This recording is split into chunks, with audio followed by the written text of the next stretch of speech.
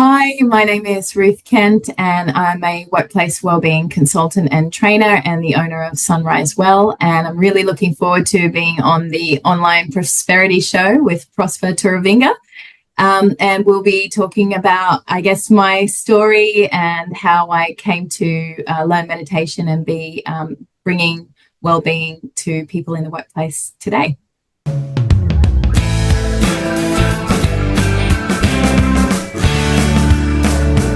Now, ladies and gentlemen, welcome to yet another exciting episode of the Online Prosperity Show, where we bring you the finest in the game of wellness. And today, we have Ruth joining us. Now, Ruth, how are you doing today?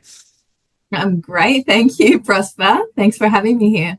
Absolutely. Well, the pleasure is all mine. And for those that are going to be meeting you for the very first time, I know they're going to be in for a treat. Now, Ruth Kent is a workplace well-being expert who's made it her mission to help people truly thrive and not just survive at work. Now, for some of you, you might be thinking, yet another wellness practitioner. Well, let me tell you something. Ruth is not just any other well-being coach. She's actually a pro with more than just credentials. She has life experience that would even make, I was telling her this before, the Buddha or some other well-being coach reach out for a stress ball because of how calm and zen she is about everything else. Now, Ruth's journey and for her to get started in her business in 2014 actually came after a roller coaster of a year after she faced intense personal challenges that actually forced her to take the leap. And we're going to be hearing a few bits about that and the reason why Ruth is the one who's speaking at the podium and giving us the roadmap to calmness. Okay, now she also has qualifications in public health psychology and an advanced mindfulness teacher training. And Ruth blends evidence-based science with genuine care. And now that's something you won't find with a lot of people that are deemed scientists out there who actually really do care about the outcomes that she brings. So she's here to show us why workplace well-being isn't just a perk like what you see on your Indeed or your Seek profiles, but it's an essential part to a thriving business. So if you're a leader or part of a team that wants to build a culture of support, or you're just curious about creating a work-life balance that actually feels fulfilling, I think this episode is for you. And while I was looking up Ruth, there's a little bit of a fun fact that I discovered, which will obviously really set her up as the expert that she is today. She actually learned meditation at just 15 on a commune run by vegetarian monks. Now, if you really want to learn, the essence of it, why don't you go to the source? And I think these monks are the right people to learn, meditation from. So she's bringing in, this sort of knowledge, and she's been doing it long before mindfulness went mainstream. So let's dive into Ruth's inspiring story and find out how we can all bring a little bit more of the well-being into our daily grind. Now, Ruth, you're probably just sitting there. I know you're a calm person, but if you're like anyone that I know, you're just rolling your eyes saying, is this your show or is this the Ruth Kent show? Well, I'll let you do the talking now. Tell us a little bit about your journey so far and how you got into workplace well-being. Wow. Well, first of all, thank you. That was an epic introduction, Prosper. I'm really happy to be here. And yeah, it's like I feel like I was listening to somebody else because you've just painted such a beautiful picture of the things that I've been doing. But thank you for having me. So I've had a bit of a journey in landing where I am today. But as you said, my main work now is as a consultant and a trainer in wellness and wellbeing. And my business is called Sunrise Well. And I basically work with businesses to improve the health and well-being of their people. And so that obviously looks different every time, depending on what the organization needs.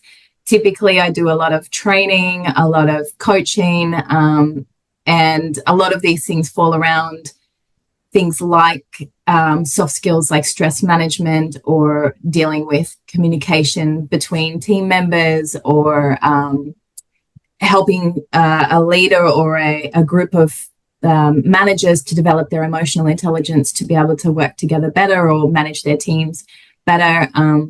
So like I said, it's always different, and that's what I love about it. And prior to that, I guess I've been in facilitation and training basically my whole working life. So I fell into it at a very young age, straight after university. And so I think I really enjoy bringing that group facilitation into organizations now, and looking at how to work teams together and pick up on the energy of the team and bring them towards a learning outcome.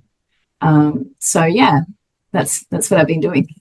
Absolutely. And usually, I think a lot of people spend a lot of time at work. You know, it's not just the 8 hours that are prescribed, it's the 2 hours prior and the 4 hours after. And that's a considerable amount of time, you know, especially if the day only has sort of 24 hours. But you had some experience in the workplace prior. You know, tell us what sort of roles you were doing, and what were you doing within the working environment before?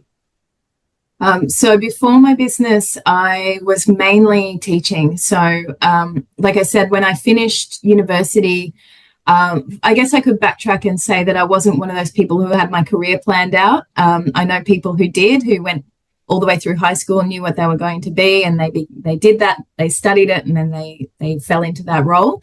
Whereas for me, it was a little bit more like I'm not entirely sure, which is why I studied something like psychology, because I was interested in, you know, the human brain, human behavior, and how to what I found towards the end of that degree was I didn't really want to be a psychologist, but what I was interested in was things like applying the psychology of human behavior into populations. So I got interested in health sociology. And so when I finished that first degree, I thought I started to look around at what could I do next. And, you know, I don't know if you know or remember back in the day when we were looking for jobs, we would look at the paper, you know, we'd go into the paper and look for jobs through there. And I saw a short little ad for English teachers in South Korea, and they paid the plane tickets, they paid accommodation, and you go for a year and the visa and everything's sorted out. And I thought, well, you know, why not? So I called them or emailed them or got in contact, and we organized the trip. I went over to South Korea and taught there for a couple of years. I stopped in and taught in Japan for a little bit as well. And I really did enjoy that aspect of, working. I worked with different age groups. And then when I came back to Australia, I continued with the teaching of English for a little bit of time. So I went into Australian schools, Australian international schools, teaching English as a second language. And I think that was really, really great. I think I've said recently, it was a baptism by fire, because although I could speak English, I was a native speaker. I wasn't necessarily, a teacher, but I learned very quickly how to teach. And then I came back and did teacher training to be able to learn how to actually teach effectively. And I just kept on going. So I kept on teaching there. I started also studying a postgraduate diploma in international public health, because I was still very interested in the health and wellbeing. And I ended up in higher education. So I kind of went through the teaching of adults and found a pathway program which was connected to the University of Technology in Sydney, and taught on some of the diploma courses there. So I was working mostly with health science students and a little bit in the Faculty of Engineering and Science, and basically helping to prepare students for academic life at university. So it was all around communication skills, presentation skills, reporting, all that sort of thing. I also, there was a brief period of time where I spent some time in the Department of Health and Aging in Canberra. So that was when I was sort of still in my teaching of English as a second language. I wasn't entirely fulfilled with what I was doing. I was trying to figure out how to bring in the public health and the health sociology and all those sorts of things, because that's really where my passion was lying. So I loved the teaching part of things, but the content was really, I really needed it to be around health and well-being. And along the way, I discovered this graduate program down in Canberra, and I applied. There were like 1,000 applicants, and a very rigorous kind of process, because, as you might know, like getting into graduate programs, they're very selective and very competitive. So I went through the whole process and got in and got to experience the whole overview of working in the Department of Health and Aging. So that's really looking at public policy, public programs, executive management of health, international management of health, and got rotated through the whole department, and spent some time at the end in the regulatory and policy division. So looking at regulations and policies of health and in Australia. And again, it, for me, wasn't quite hitting the mark. So it was a great experience. I think I was just a bit too young, really, in terms of settling down in Canberra and in public service. But also, I think it was also for me, I felt a little bit too removed from the people. So because it's so bureaucratic and you're so sort of higher level, it was really great to get that understanding of how it all works. But at the same time, I needed to be more connected to the people that I was working with, which is what I loved about teaching, was the immediate connection that you get when you're with a group of people. So, and this was back in the day when, flexible and remote working wasn't happening. So I wasn't able to negotiate anything there with them. And I ended up moving back to Sydney, and that's when I got back into the teaching and the higher education. So that was my journey. And then again, this was sort of 2012, 2013.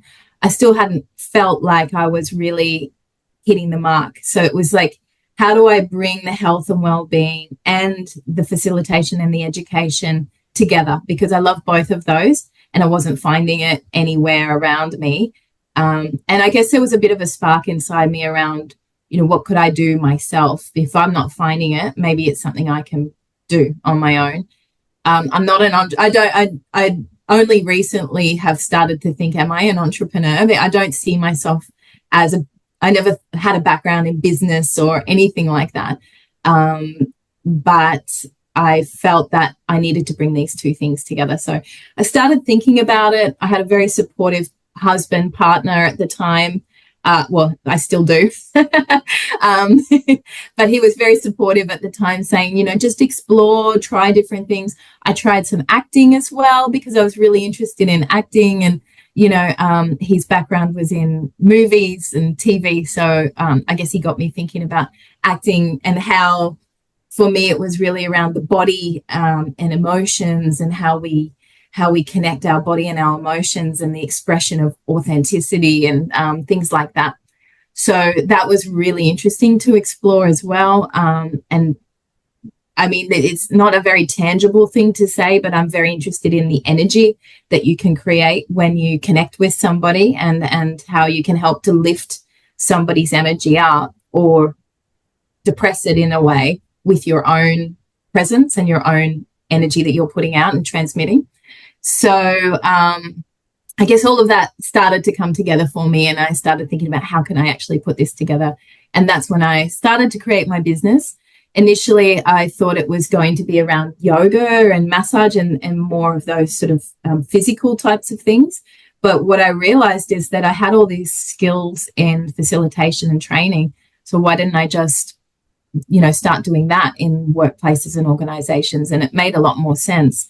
And it was like a duck to water for me. So it was sort of taking the concepts I knew very deeply and knew all about them, and learned about them, extensively, and just taking them to people and sharing that knowledge to hopefully, spark change or ideas or a way of thinking. So, yeah, that's sort of generally the evolution of it. Absolutely. And thank you so much for taking us on that journey. And while you were talking, I was just piecing together everything. And usually a person is either animals, technology, or people. And you're very people orientated. I mean, the whole thing about teaching English as a foreign language, I think you needed to do that so you can actually understand the whole empathy of things, because coming across a fully grown human that cannot speak the language that you speak gets you to start understanding there's a whole nother life outside of your own that other people are functioning, and it really puts you in an empathetic state. Wouldn't you agree to that sort of observation? Yeah, well, like, it's funny. It's one of those connect the dots things. But I was actually raised by, like, my mum. Her mum and dad are migrants from Italy, and my grandparents, my nonna and nonno, never spoke. My nonno spoke enough English for them to go to the shops and, pay the bills and things. But my nonna never spoke any English, and somehow, it's a beautiful memory that I have that we would spend a lot of time there and never actually speak sentences to each other. Somehow we had a beautiful relationship without language. And I think that's where it started. Absolutely, absolutely. So it was all manja, manja, and Yeah, you're too skinny. Yeah. fantastic. And I'm also really fascinated about your adventures in Korea. I don't know if you know anything about me. My story started off from an exchange student teacher who would have been in the same capacity as yours, who came and was teaching us mathematics. And for 2 years, we had that teacher, but she changed the course of my life literally, because she showed me that you can be, do, and have a happier existence no matter where you're from, no matter who you are, and you can travel the world doing what you want. And in true Aussie fashion, when she was leaving, she waved goodbye to all the kids and said, if any of you guys are going to be in Melbourne, just give me a call and we can have a cuppa. Some kids took that as a goodbye. I took that as a challenge, and here we are. So, yeah. Wow. No, I didn't know that. That's a great story. Absolutely. So you never know the impact that you would have on people that are inspired by people that come from, overseas. And you've been doing that for quite a while. And things of that nature. Now, one other thing that Mm-hmm. I sort of discovered that you haven't really touched upon is your meditation practices from age 15. Can you just maybe Mm-hmm. paint a bit of a picture of what sort of environment was conducive for that happening? I mean, you did allude to having grandparents that were from a different culture, so that could have maybe opened Mm-hmm. up, those opportunities for you to be exposed to meditation at such a young age. Yeah, I think in some ways, yes, because when my parents got married, it was when it wasn't as common for people to marry different from different countries. So, it was a little bit going against the grain for my mum to marry outside of Italians. So she married an Australian, and vice versa, I suppose. And so it was back when spaghetti and lasagna and things like that were a little bit, foreign. Whereas I would go to school with that in my lunchbox, and other kids would have, white bread and ham sandwiches and things like that. So, and it's funny because you don't sort of think about it until later on, but it's one of those things where it does shape you a little bit. And I think my parents have definitely always been very encouraging of exploring, so for example, when I said I was going overseas, they said, go for it, have fun, enjoy. And it's the same with the meditation. It was one of those things where, I got exposed to it through my boyfriend at the time. So his parents were part of this commune, which is where they were living this lifestyle of vegetarianism and learning meditation and diving deep into all of the karma and soul and this kind of thing. And I sort of was exposed to it by proxy. You know, I'd go to their house to have dinner, and they might have just finished meditating, or there might be a little retreat running on the commune or something, and they never pushed me to do it or anything like that. But I was very curious. I was a very, very, very curious teenager. And I think one time I said, look, I'd like to learn this meditation business. And they happened to have a retreat coming up. So I think his mum said, do you want to come and join? It's a 3-day learn meditation retreat. You can stay with us and you can go along to the retreat. And I did. And so, I went into this room. There must have been like about 10 people. We were sitting in a circle, and this guy guided us through a meditation. I don't remember how long it was. It was probably about half an hour. And I was really lucky. I don't know if I don't know why, if it was just me or the environment or what, but it was a very profound experience. So my first time was basically the strongest hook you could possibly have. I know that a lot of people now, they try it and they say, oh, my mind, I can't do it, or it's not right for me, and things like that. So I think I was really lucky that I was able to sort of try it. And the first time I got it, it really had a huge impact on me. So, from there, I meditated quite a lot for a number of years. And then in my 20s, I would say I was more up and down with it. I think everybody in their 20s, there's a lot of, separation from home and figuring out yourself in the world and that type of thing. So I wasn't consistently meditating all the time. I probably would drop out of it for a few months. And then I would find myself quite scattered and doing silly things and, not quite myself. And then I would think, what's missing? And I would think, oh, the meditation's not there. And I would come back to the meditation again. So I always found that was kind of like an anchor for me to just keep coming back, keeping me grounded. And in my 30s, and now I'm in my 40s, it's just been a very consistent practice.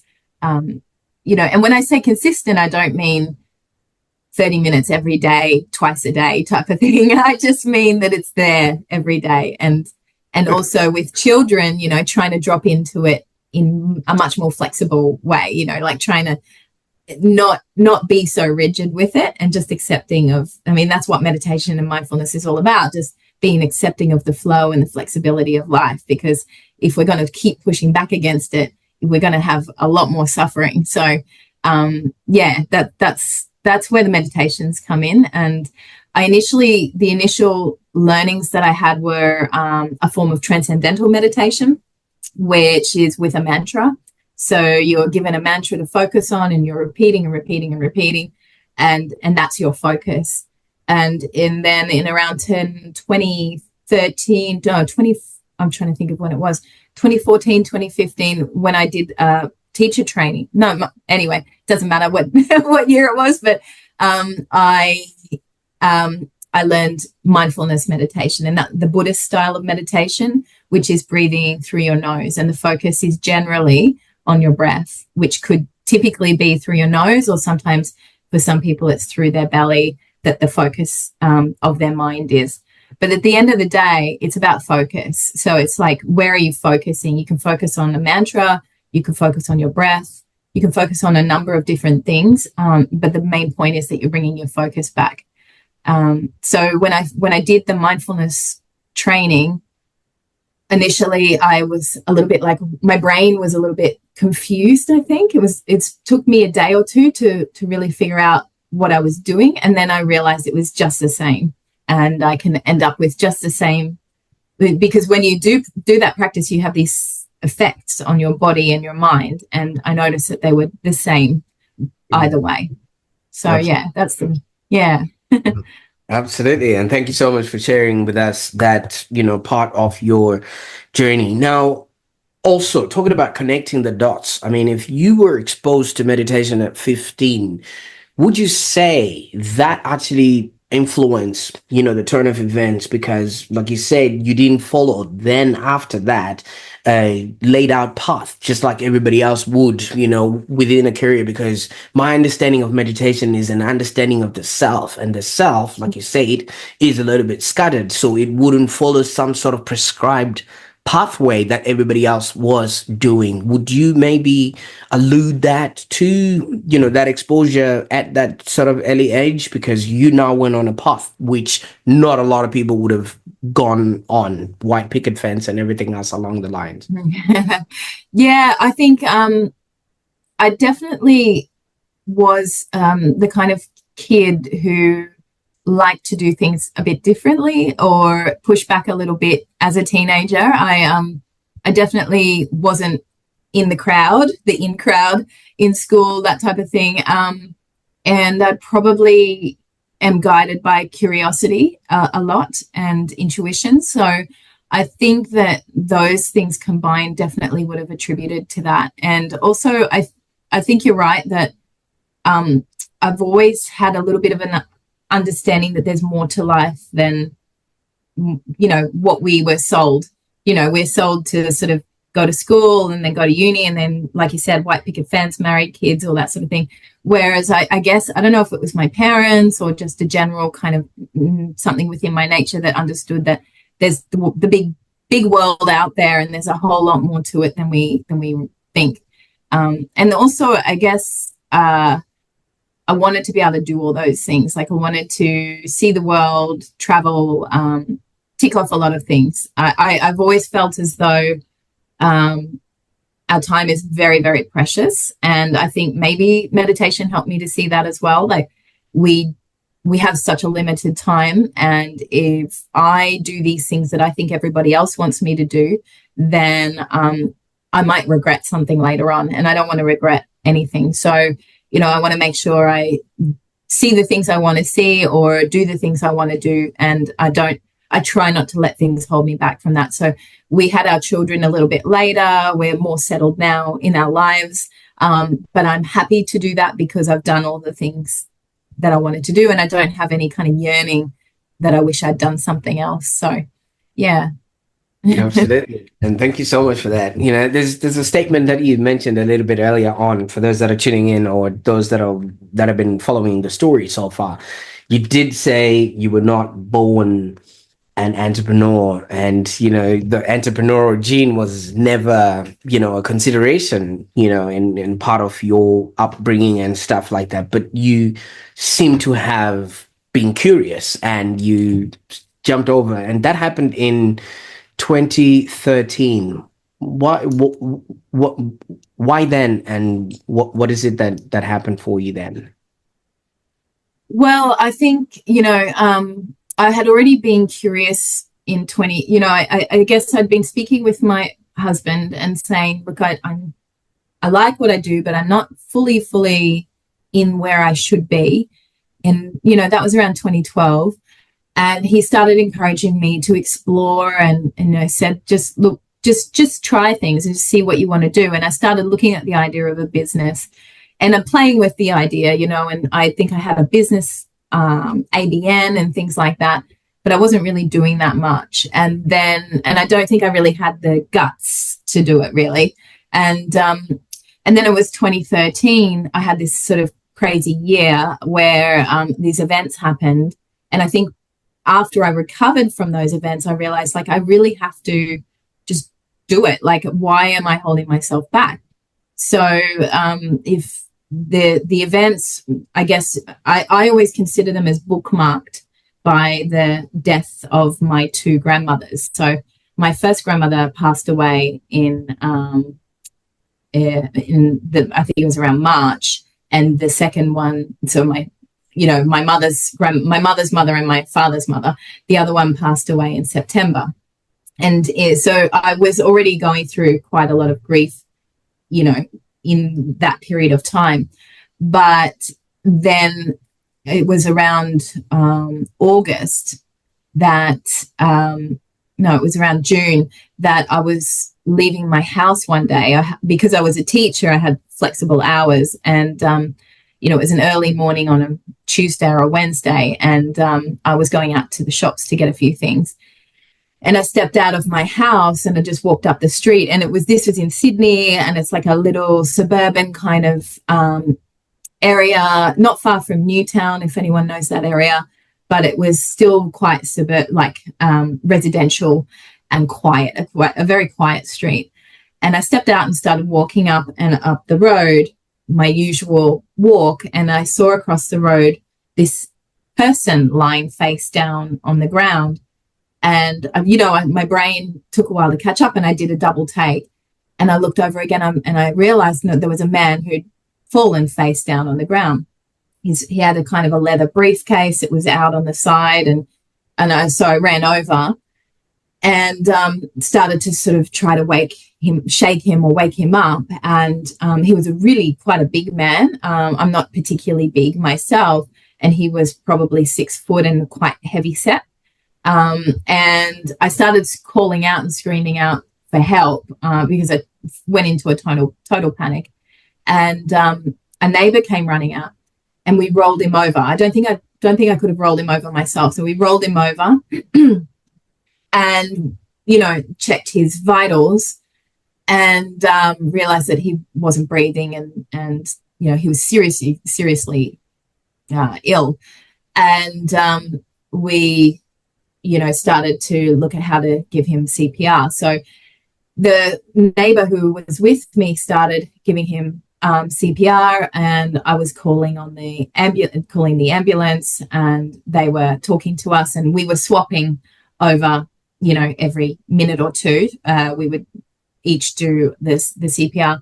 The ambulance took around 20 minutes to arrive, so we were doing that for quite a long time. We were actually not too far from the hospital, but, for whatever reason, it took about 20 minutes, and they arrived, and we were still doing the CPR, and then they took over, and they gave him the defibs, and they did restore a sort of a heartbeat for him to some degree. And I was in, like I said, total shock. So when they put him into their stretcher and took him off to the hospital, they actually said to me, like, "You're coming with us," and they took me in for shock. And I sat in a little room, and I spoke to a sort of a counselor, and they said, "Look, you did the best you could," and they talked me through the experience. And the police came and talked to me because I found him, and then I went home, and then a few days later, his partner, or even the same day, his partner got in contact with me and just said thank you, and his family were contacting me and saying thank you, and unfortunately, although they restored a heartbeat, it wasn't enough for him to survive. So they ended up turning off his machines, and they invited me.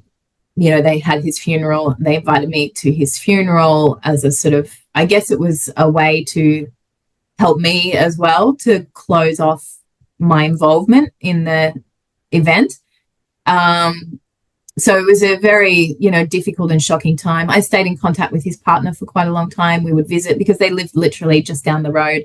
We didn't know them prior to that. And I remember when, one of the times she said, while her mind was grappling with the grief, and she said, he was very healthy.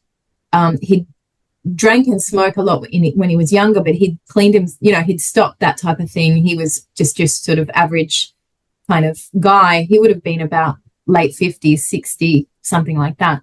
So he wasn't particularly elderly. He wasn't particularly unhealthy or anything like that.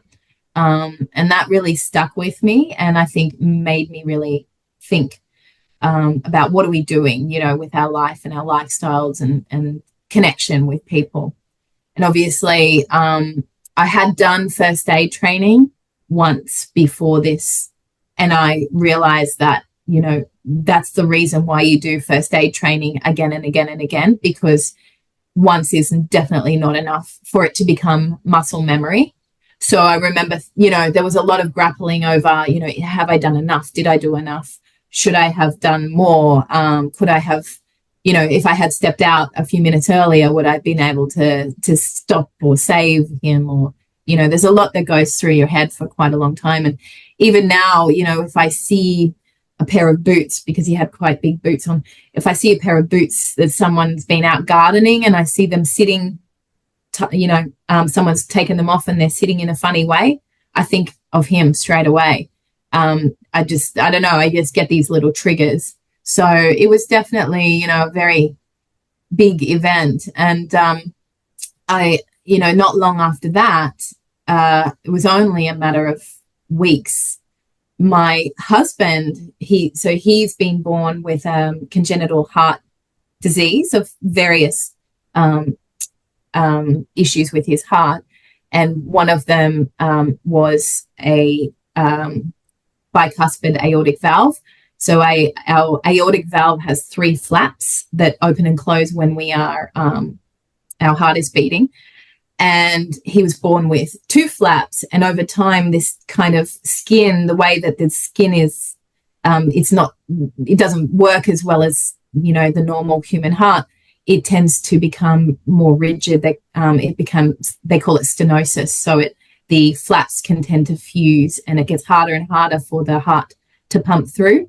And at the same time, the blood regurgitates. So instead of going all the way through the aortic valve, some of the blood doesn't get through, and it kind of regurgitates. And over time, this is impacting the heart and the functioning of the heart. And in some cases, it can, I think that the aortic valve can dissect, which means it can split.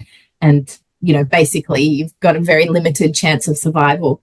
So they had been monitoring him for that for his whole life. And he was going in and having regular checks every 1 or 2 years. And, he'd been already once or twice to the cardiologist in Sydney. And he'd been doing that all the way through his life in Spain. He's actually from Spain. So he brought that medical history with him. And he'd been experiencing a few pains and a few sort of discomforts around his chest area. So we spoke one day to the cardiothoracic surgeon who did an MRI. And basically he said, look, it's looking okay. You've probably got another 4 or 5 years. You could keep going as it is.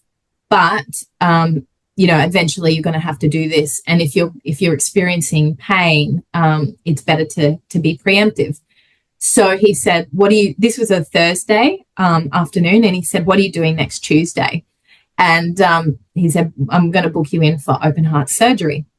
So we were there both at the appointment, and our faces dropped, and we're like, okay. You don't really think it's going to be that quick. So we had a lot, he had to go call his work, and we had to call family. We called family in Spain. We're calling everybody saying, well, he's going in for open heart surgery. Hopefully it's going to go well. But, this is obviously a big surgery, big event, and happened very quickly. So that was huge. He thankfully got through it really, really well. But it's not something that's very easy to go through. And, even as his partner, watching him, it's, very, very difficult to see someone have to go through the recovery of open heart surgery. It's a very big surgery for someone to do.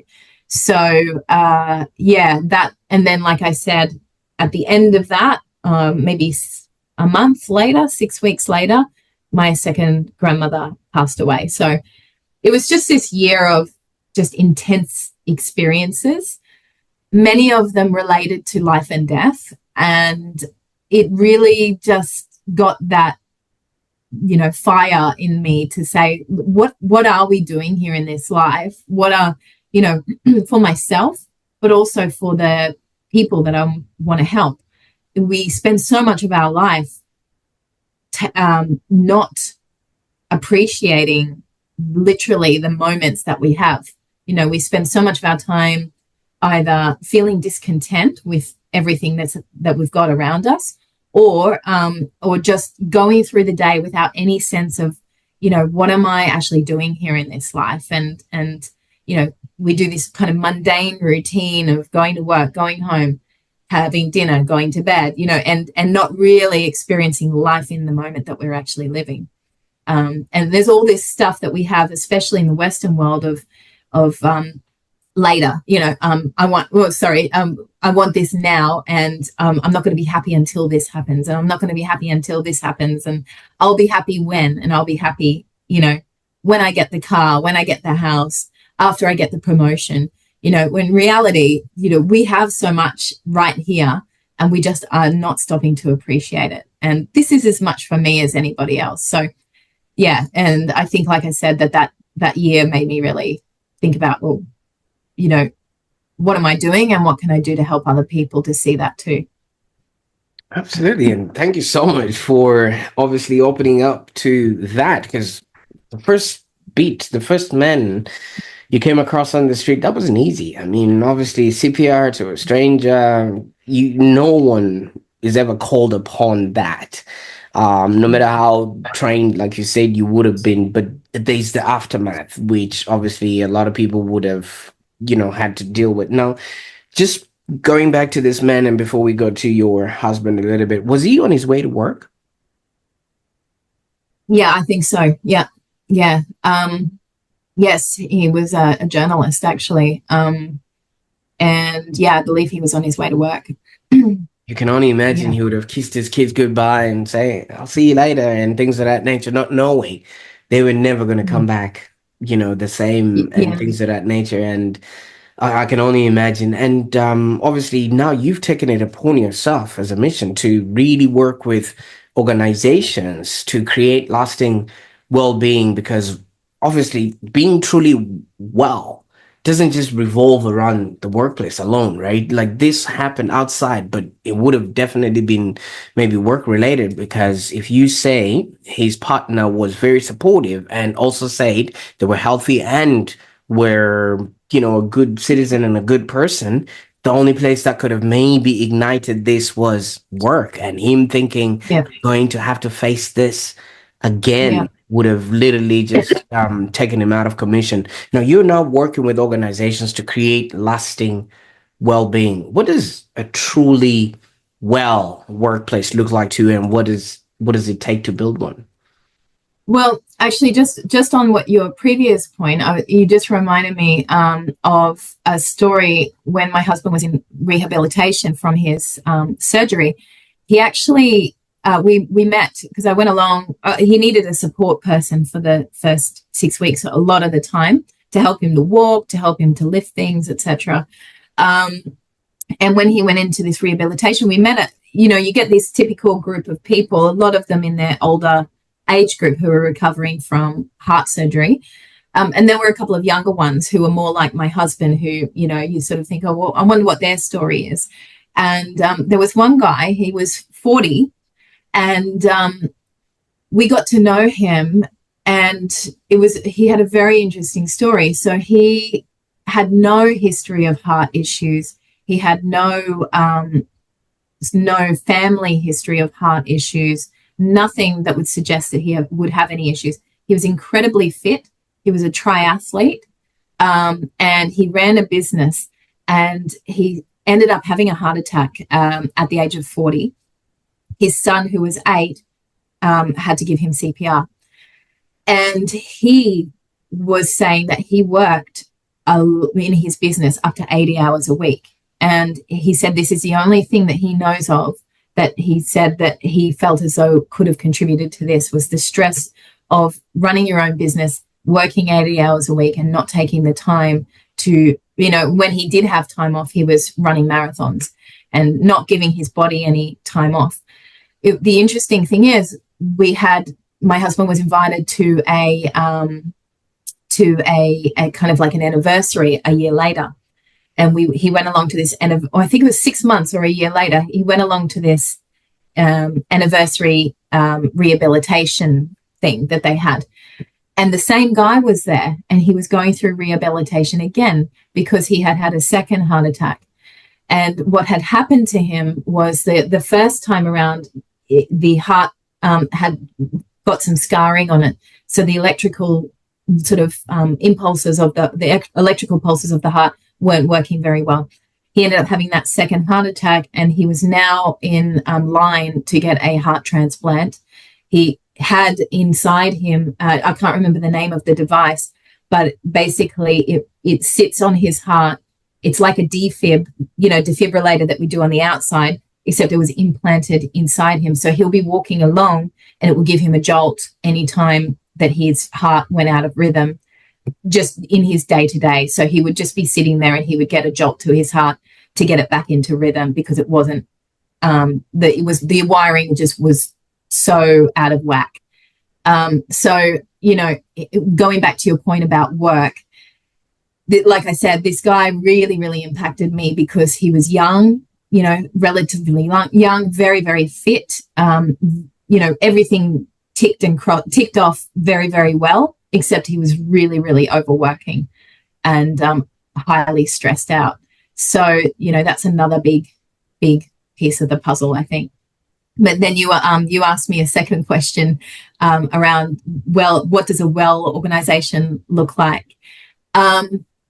Yeah, so that's a really tricky one to answer, but I think what it comes down to is the culture of the organization, and really comes down to the leader of the organization or leaders to set the culture of well-being within the organization. So it's all very well to sort of say, people can bring their own sort of wellness things to work, and they can be trying to be healthy at work as much as they can, but the leaders really have to embody this and bring it into the culture of the workplace first of all, through the structure and design of the work.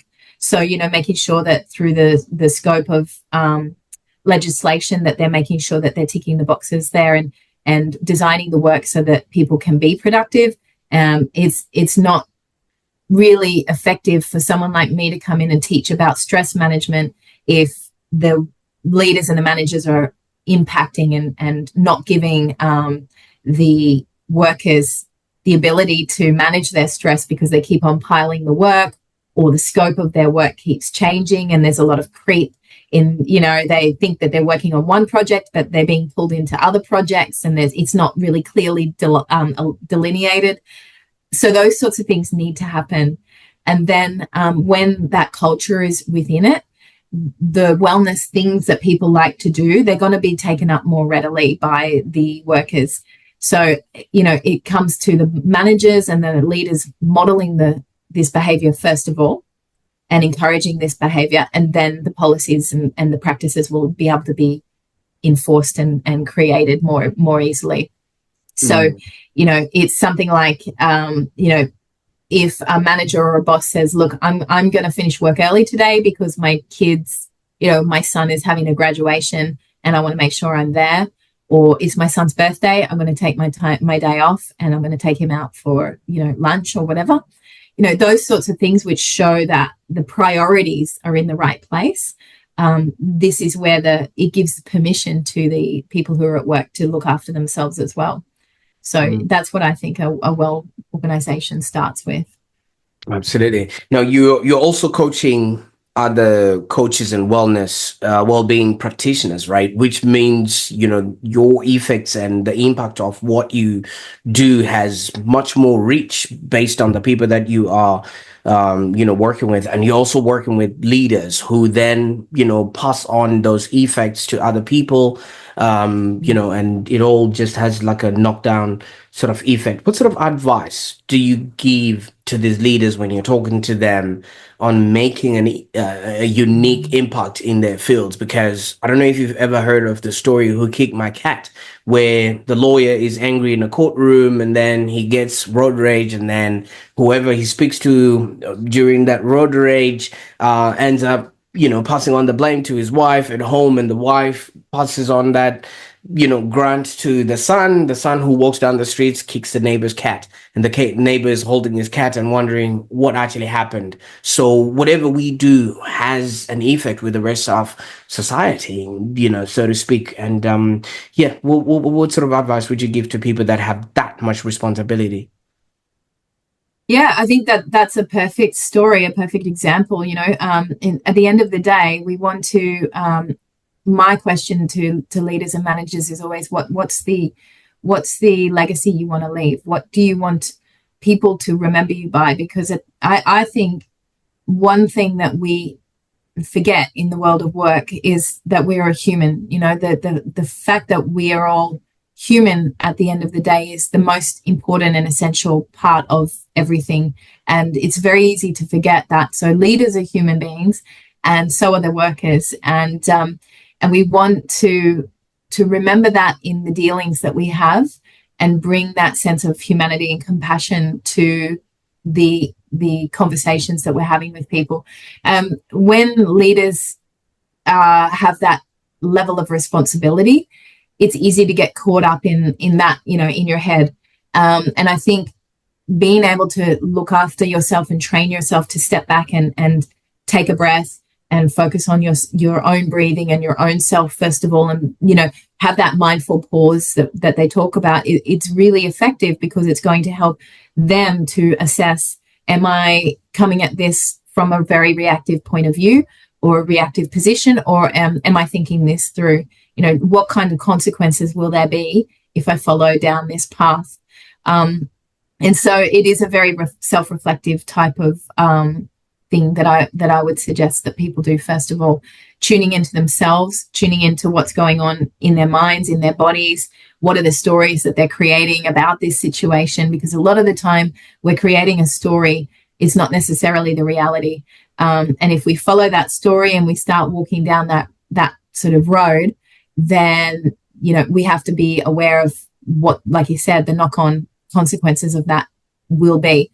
And sometimes it's just that the workers are cowering, you know, in fear, and they're not really, you know, you're creating a psychologically unsafe workplace where people are not feeling connected, and they're not feeling, you know, like they can share with you what's going on. And as a leader, and especially now with the impetus to look after the well-being of people, you need to create a workplace where people are feeling safe to talk to the people above them, to tell them what's going on.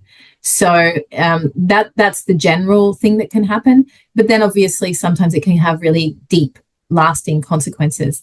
And that could be, you know, really detrimental to your relationships, to, you know, the people around you, or to the productivity of the, you know, the thing that you're doing, or the thing that you're trying to get on out to the public, or it can have huge detrimental effects. So taking that step back, asking yourself what's going on, asking yourself what kind of legacy you want to leave, and really tuning into yourself.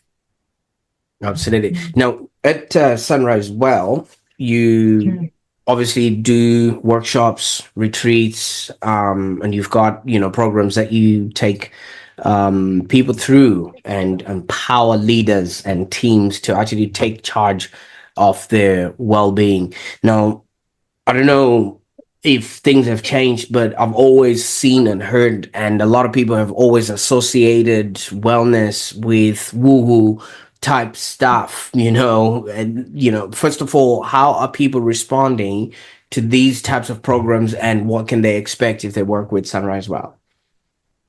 Yeah, so I think these days it's shifted a lot.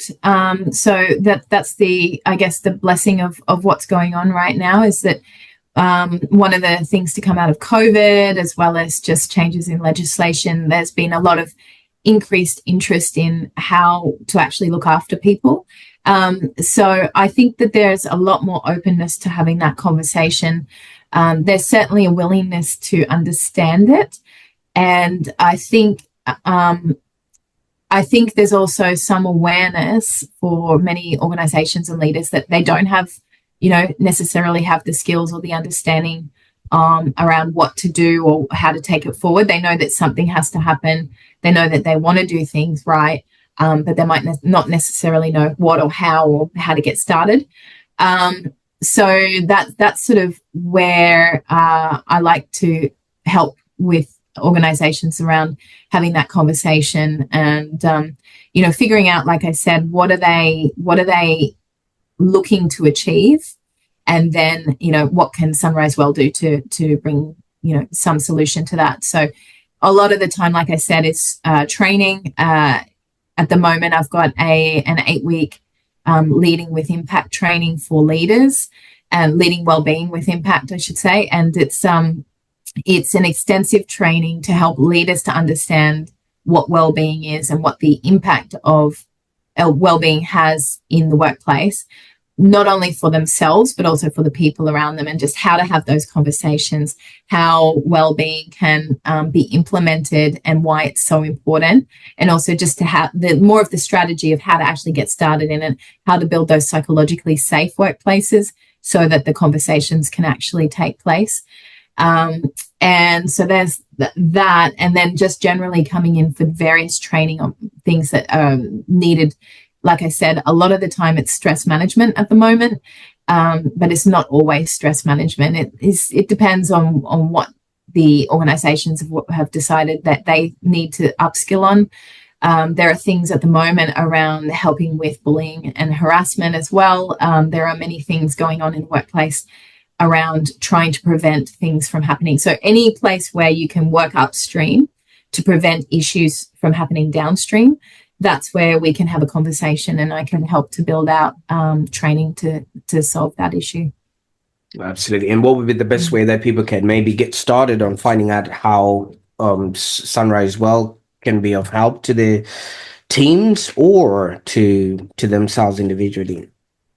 Yeah, so I'm definitely, there are different ways to reach out to me. You can reach out on LinkedIn and just find me on there as Ruth Kent. And that's the one place that you can just connect because I'm very active on LinkedIn. You can also go to my website. So that's just sunrisewell.com.au. And I'm more than happy for people to schedule a call just to see, just to get some guidance, maybe see if it's something that they need some assistance with, or if I am not able to help, I'm always happy to help put people in the right direction as well, because I think we need to work in a very collaborative and community centered life now. And I think that that's the way forward, that we need to help each other. And, so I'm always happy to refer people on as well. I also have a download that people can access if they're interested. It's a mindfulness at work download, which I can provide the link for. And that's really just around setting up if you're thinking of creating a more mindful workplace, or you want to bring more mindfulness into the workplace, you can grab that download, and it's basically a bit of a cheat sheet to getting started there. Absolutely. And definitely I will be putting in all those links, so that people can start their journey with you there. Now, Ruth, I mean, we've been on a journey. We started off at age 15 when you were introduced to meditation and things of that nature, up until you almost were about to save a life in the streets of Sydney. So much has happened, and obviously, sorry about the two grandmothers in the same year and everything else that happens like that. But I viscerally believe, to whom much is given, much is required. You would have needed to go through these experiences. That way you would know, how to handle or work with people that are actually going through these things. But if you would be looking at it from a point of, the normal person, somebody will be curled in a fetal position, saying, woe is me, but you've gone out and wanted to help others be, do, and have a happier existence. If anything, you should be at home looking after your husband, and you did mention kids, and just grieving through everything you've been through. Why the need to show up? Well, I think that that's what I'm here to do. It's just, I think that that's my calling. It sounds really, I guess, a bit of a cliche or something, but I really, I think I'm driven by it, and I will do it forever. I said to my husband, I'm never going to retire, because it's just, this is my life. It's not, it's something that it energizes me to do it. It doesn't drain me. And so I guess that's what I'm here for. Fantastic. I mean, we've been talking for an hour and I still have a lot of questions, but I'm obviously we're obviously running out of tape here. But if we would Yeah. go back to the time when you were 15, Ruth, knowing what you know now about life and who you've become, what would you tell that little girl who walked into that meditation room? And if you had a moment to just tap her on the shoulder and whisper something to her, what would you rightfully say to her? Um, so the joking side of me is it would say to her, like, take this and take it to the corporations right now, because it was 1997 and nobody wanted to know about it. You know, if I had done that and said, this is going to revolutionize your workplace. um, but what I would have told myself in reality is really just to I mean, I don't think change anything. You know, trust the process, trust where you're going. And you know, there are ups and downs, and there were moments where it was like, what am I doing? And you know, but like you said, I needed to go through these things to be where I am now, and I wouldn't change it. I know that a lot of people say, well, you know, that's a kind of boring kind of thing to say, but it's true because I've been through these things and I needed to experience anything that's come along that path. And yeah, so I would say just trust, enjoy, and keep doing it. Mm, Yeah, I like the trust the process thing because you never know what's around the corner, and obviously mm, had certain things not happened, maybe this conversation wouldn't be happening right now. Had you not exactly. answered to that classified ad in the newspaper, you probably would have been in a totally different um Absolutely. place right now. So certain things have to happen and things of that nature. And speaking of newspapers, that's the evolution of everything else. Now, what's I know. next? What can we expect now from Ruth? Now that you're on this journey and you, like you said, this is your calling, and you've introduced us to you. What's next? What can we expect from Ruth? Oh, look, you know, I guess in terms of working, I'm just doing more and more of what I'm doing. But to be honest, you've kind of got me in the right moment here because I've been toying in the back of my head for a long time whether to start a podcast, and it's like I'm sort of thinking, should I just say it and then I'll have it as an accountability. So that's been on my mind. I think that you know something along those lines, whether it's you know podcast or something else. I'd like to be producing something which brings even more value to people. So that might be what's next. Absolutely. Now, Ruth, you have actually committed the ultimate sin. You do not, let us know you're going to be studying something and then don't come at episode number 50 for us to celebrate the launch of the episode. So, should we tell people to be in anticipation of a second episode where you're coming to celebrate episode number 50 of the of your podcast that you're gonna come up? Have you got names yet lined up, or No, no, should we just call I've it? got a few in. I've got a few in my mind, but I haven't settled on it yet. And the actual direction of it, I haven't completely settled on it. But yeah, let's say we'll celebrate episode 50. If that episode happens, we'll do some celebrating. Fantastic. Well, just buy a microphone and feel your way through. You will find Yeah, that after episode number 12 or so, you will now have some sort of a rhythm, some sort of a cadence. The first couple of episodes, you really have to drain the swamp. And then after yeah, that, it becomes natural. So I can't wait, like you said, to celebrate episode number 50 with you on the online prosperity show. Now, thank you cool. so much for your time. I know we only wanted to have you for 45 minutes, but we, Yeah. we Well, thank you really for having me. absolutely. I mean, you shared your story, your insights, and just your passion, with us today. You were absolutely right about that energy thing, where when your presence really just energizes people, and I think that's the reason why people are still watching up until this very moment and still listening up until this very moment, because your energy is infectious. Even if people can't see you or whatnot, they still can hear it in your voice. So I really applaud you for the work that you have done and the work that you're going to be doing pretty much after Thank that, you. yeah, it's been really inspiring to hear how you've, turned life's challenges into the driving force, not only for yourself, but to actually improve other people's lives. So, on Yeah. behalf of the people that are going to have that experience, thank you. Oh, thank you so much, Prosper. It's been really, really nice to be speaking with you and sharing all of this. And yeah, you're an amazing host, so I really appreciate that. Well, you have a good story to tell, and it just made it overly easy. So I really appreciate you for having lived that experience, because you then did obviously have a good offering for us today.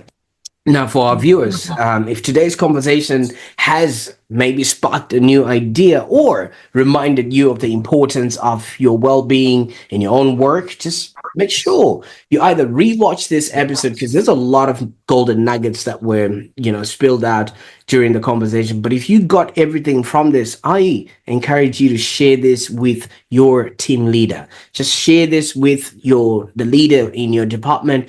They might need to learn a thing or two, about wellness. And it's not only going to be for yourself, but for your teammates. And it will just make your workplace an amicable environment. And, wouldn't that be nice for you to, be showing up to a workplace that you absolutely love going to? And obviously, if you're interested in more powerful stories like Ruth's story, be sure to subscribe to the Online Prosperity Show. And I want you to remember one thing: bringing purpose and joy into the workplace isn't just possible, it's actually necessary this day and age. We did calculate it takes about 14 hours of your day. You don't just count the 8 hours that you're supposed to be working. There's the hours before and the hours after. And if you really want a happier existence, you really want to make sure that the place you spend most of your time is a happy place to be. So thank you so much for tuning in. Until next time, keep thriving. Bye for now.